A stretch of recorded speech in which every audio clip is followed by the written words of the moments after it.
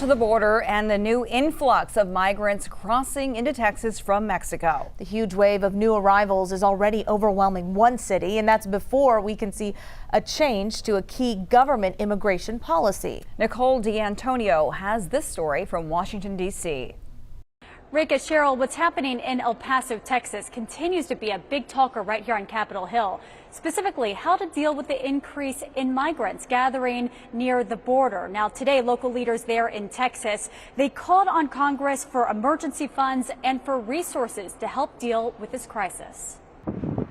Another wave of migrants is expected to enter the border city of El Paso, Texas today.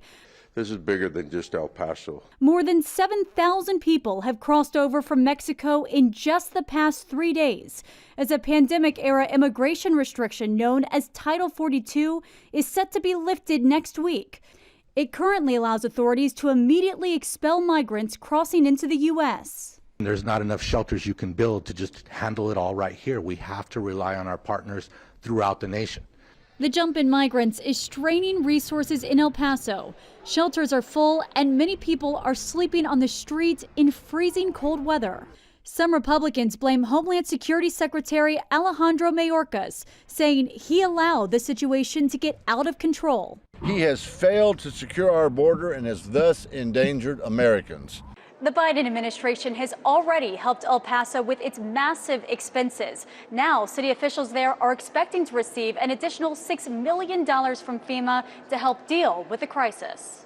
The money is going to be utilized for food, for shelter, for transportation, security, and all the logistics that go with that. The Lopez family was fortunate to get into an El Paso shelter after a harrowing 2,000-mile journey. Ingrid Lopez told CBS News her family and hundreds of other migrants were kidnapped and locked in a warehouse for days. She says the group managed to escape by breaking down the doors and running to a neighboring town for help. Now the family's headed to Baltimore for an asylum hearing and to look for work.